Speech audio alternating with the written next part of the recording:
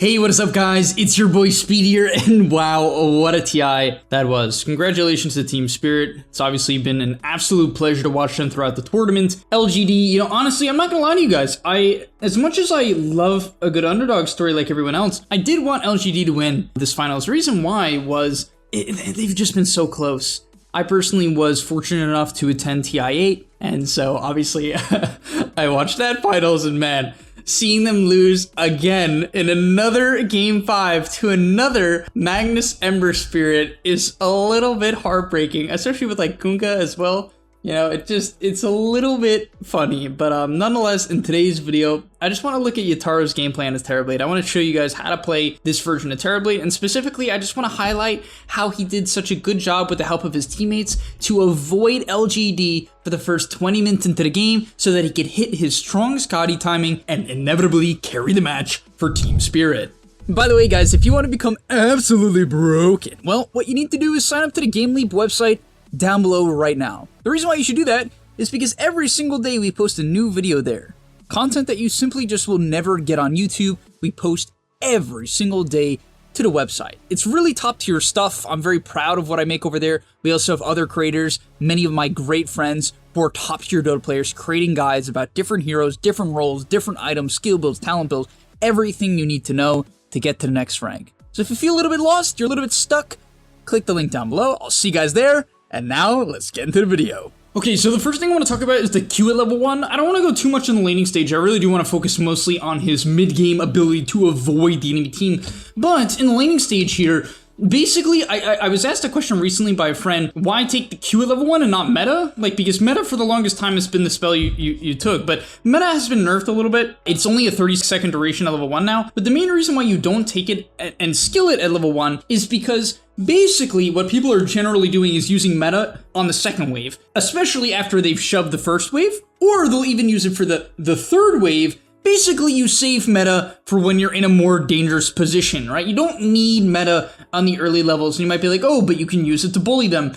Sort of. 15 bonus damage, which is what it currently gives now, is not like insane. You don't just like insta-win the lane when you pop meta. It's not like a Lycan just straight up can't lane, especially against a Winter Wyvern. Wyvern, while it's not a bad hero in the laning stage, it's definitely not great. And so yeah, you're better off just kind of saving it and using the Q that was buffed quite a bit, right? It's only a 28-second cooldown and 35 mana. 28 is a little bit long, but 35 mana is legitimately nothing. And just for a quick basis on how to use the Q, basically anytime they're in any sort of position where your position 5 can hit the position 4, you want to look to get a 2-man Q, and that's about it. So this is the perfect example. He's going to cast it in between them, connect on both, and gets about 200 damage out of the spell. Moving ahead a little bit, they went for a kill onto Xing Q here with the Metamorphosis, so he popped it, but I still would like to highlight that this is generally when you're going to use the meta if you were to use meta at level 2. Typically what some people are doing as well is holding it till they get level 3, which makes sense because if the wave's under your tower and you can wait long enough, bonus damage, literally double the damage, more attack range and duration is obviously very valuable. But nonetheless, popping at level 2 is good in this scenario, especially if got him the kill. But as you can see, when you're playing this far up in the lane, having Metamorphosis so that you can't get easily zoned out is very important, because the main gist of the laning stage is that if you get pushed up far in the lane, that's when it becomes easy to zone your hero, because you're not going to be close to your support a lot of the time, and you're not going to be close to your tower, and those are generally the things that protect you. The next brief adjustment that he makes is when he hits level 3, he skills illusions.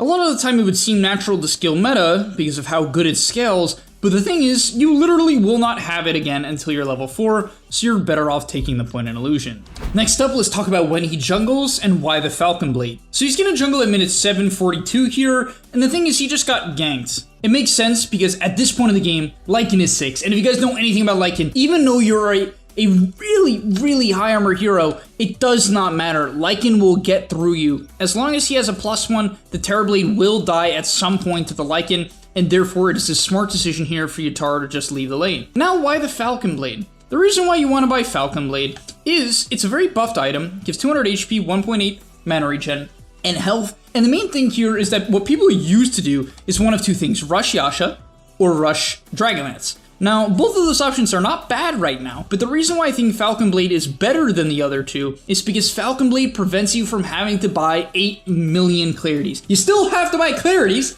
Trust me, guys, if you go Falcon Blade, you will still need clarities, but you won't need as many. And yes, if you guys are a Terrorblade player, you know what I'm talking about. You will run out of mana on this hero. The next question to exemplify how good Yatoro is basically I want to ask you guys, what stuns does the enemy team have? Okay? Because you have to identify this every game. It's actually a really important piece of information that you need to know every single game, whether or not it's consciously or subconsciously.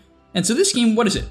Avalanche, Toss, X. Yes, also potentially a Helm Dom creep or an Enchantress creep. However, those are a little bit less common, less reliable. So, knowing that, they're going to make a play on the top here. They're going to start cutting the wave. He's connected with his Magnus to get him power, and they're looking to sort of make a move here. The main thing I think they're trying to do, though, is actually force a TP, which is really advanced and interesting. And the reason why I say that I think they're trying to do that, rather than actually kill the Tiny here, which it might seem to be the case, the reason why I think they're doing that is actually because they can't kill Tiny. Magnus doesn't do a lot of damage. TB does meh damage at this point, even if he was to pop the meta. And Bane is pretty freaking worthless here, right? So, all in all, what I think Team Spirit was actually trying to do here, which is so genius, is bait TPs.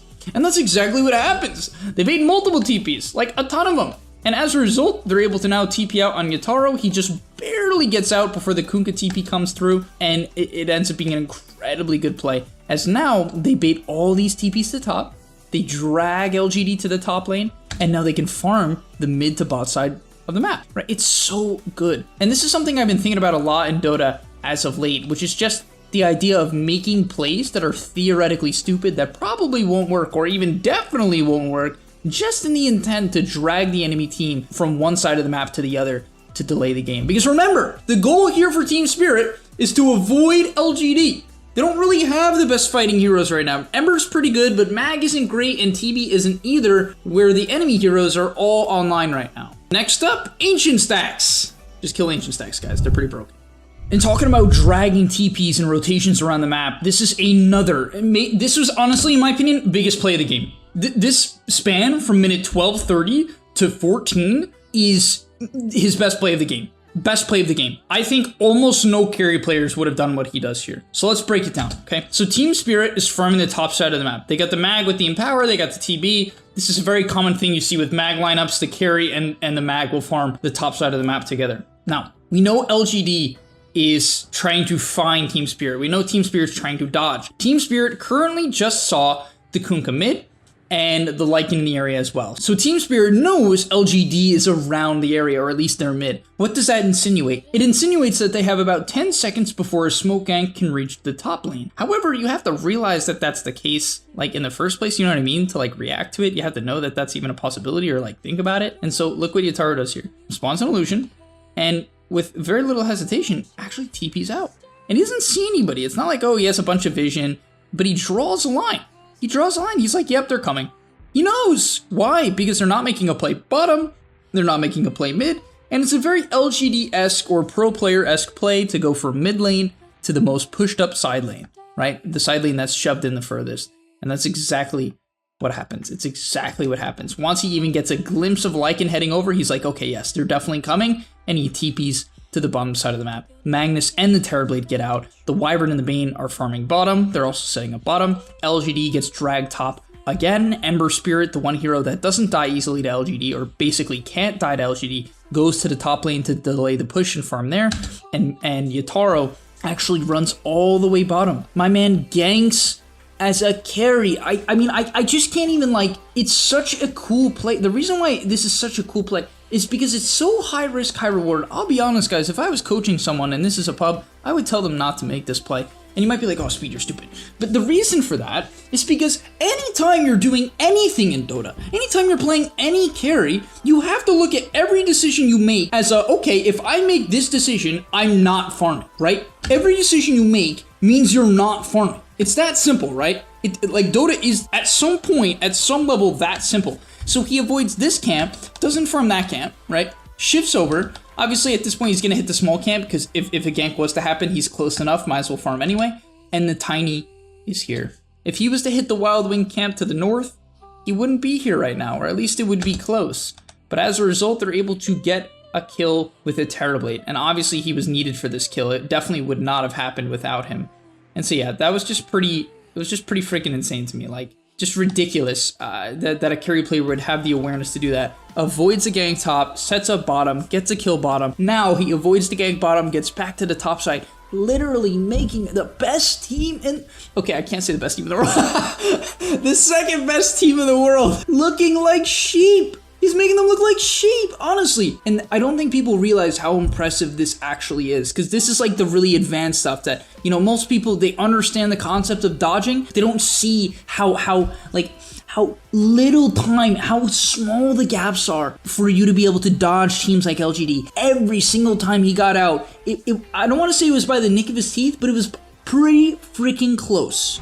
Upcoming here was kind of another interesting engagement for me. It was another interesting engagement because of the fact that he TPs. Now, he TPs, and I'd like to say the only reason why I think this is an okay TP, even though he's pretty close to Scotty, and generally you would want to wait for your item timing, is because of how deep this dive actually is. I like to stress this a lot to you carry players, especially when I'm doing my coaching sessions. I like to stress that the only time you generally want to TP, obviously Dota is a game with a lot of exceptions, but the best rule of thumb for TPing to fights as a carry is if it's deep under a tower, because you know for a fact you're going to be able to get at least one return kill, and it's going to be worth your time in terms of gold. Remember, it's always like, no matter what I do, I'm not farming, so is it worth it? So in this case, it actually, from a teamfight perspective, ends up being really worth it, because he actually frontlines.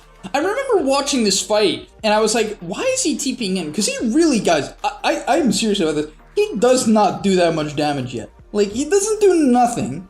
It's not nothing. It's not a lot, though. Like, as you'll see in this fight, he's gonna end up getting disarmed, right? And now he doesn't do much at all to this Kunkka, right? Because this Kunkka has evasion and the boat buff. Practically nothing.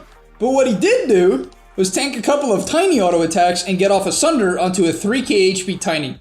And frankly, that was more than good enough to carry the fight, because his most important hero, the Ember Spirit, who just hit a very key Flame Guard DPS timing, doesn't get touched at all. So his presence actually enables the Ember in this case, which is typically not how you look at Dota. You know, it's less common for the carry to enable the mid laner, but in the early game, that absolutely can be the case, and that was definitely the case here. All right, let's get into a team fight now. So this was one of those team fights where I think most carry players would just mess up because they'd overextend. So a big thing people don't realize about Dota is when you're really farmed as a carry, it's also partially your job, especially if you're like one of these turret carries, the Medusas, the Lunas, the TBs, the very high DPS but low mobility carries. Generally what you want to do in a team fight is stay close to your team. If you don't, they will die and you will get kited. You'll probably get tossed back to the tier 4s, you'll get X-comboed with the Skywrath ulti, something along those lines. So the way he plays this fight is really nice. First things first, saving the Bane. His presence here and the Cold Embrace saves the Bane. After that, because he doesn't overextend chasing this Kunkka, even though that kind of seems like a reasonable kill, right? Seems like a reasonable kill. The guy's half HP, Tiny's also half HP. Kunkka has no BKB at this time. So it seems like a reasonable dive, right? But he doesn't go for it. Because if he goes for it, you know what happens? Wyvern and Bane get annihilated. So his presence of mind here to stay back, by the way, he's meta'd, but his presence of mind to stay back allows him to stay in a very comfortable position, get a key kill onto the Skywrath, right? And once again, protect his backline. As you can see, the Lycan had a very clear idea there. Kill the Wyvern, kill the Bane. But he didn't let that happen, and as a result, PSGD kills no one. And yeah, that was basically the end of the match, because at this point, LGD's team fight in relation to Team Spirit is just awful. Like, Enchantress and Skywrath do practically nothing at this point of the game. The best thing Enchant can do is bait, but honestly, who is she baiting for? You know, it's not like she's gonna bait for some good Echo Slam. That's not gonna happen. And so yeah, at the end of the day, this game practically ends right here. They end up getting a really nice find onto the Tiny. They transition this into an eventual mid push that ended up forcing out a buyback from the Kunkka. And yeah, it was really crazy here because the Tiny did not have buyback. Unfortunately, the back door went up. The Enchantress was able to cut the wave with the help of the Lycan creeps. And so they had to back out, but at this point, once again, it didn't mean much. You know, it's crumbs for LGD. Yeah, they delay the game a little bit there with the back door. I'm sure everyone panicked. They're like, no way, no way. They somehow come back because of this last second back door, but No, at this point in the game, the Terrorblade easily can man up to the Tiny, which is not something you can usually say. This Tiny carry is basically known for just out-manning up most carries. But honestly, Terrorblade, especially with Sunder, Satanic, right, and Scotty, is just, it's the perfect man-up items. And yeah, that's going to be the end of the video as we watch him kill nothing to say. This fight ends up being really simple. Once again, I can't stress how important it is to stay centralized with your team and not make them overextend when you're playing these turret-like heroes. And you can see Yataro doing exactly that, practically hitting the first person he can. And that's how you want to play these fights. You just want to scare away the enemy team, which is why every time you pick a hero like Terrorblade or Medusa or Luna, these very static high DPS heroes, if you don't pick teamfight and disables with them, honestly, it's probably not that good of a pick, because a lot of the time you're going to get kited unless you're like 10k net worth ahead. And yeah, if you look at their team comp, it makes a lot of sense, right? They have a Wyvern, plenty of control, Ember, plenty of control, Bane, control, Magnus, control. They all have control. So yeah, that was the end of the match. Once again, shout out to Team Spirit, an incredible tournament. Once again, TI, I feel like all the finals for TI have just been so good. And man, watching TI just makes you want to play Dota, right? Like, dude, all I want to do is play Dota now. Then I'm going to go queue up for a pub, and it's just going to be... All right, nonetheless, thank you guys so much for watching. I hope to see you in the next one, and I'm out. Peace. And that's all, but remember, before you leave, come on, before you tune out, subscribe to the GameLeap website, where we are going to help you get to the next rank. If you're stuck, click the link down below, and I'm out. Peace.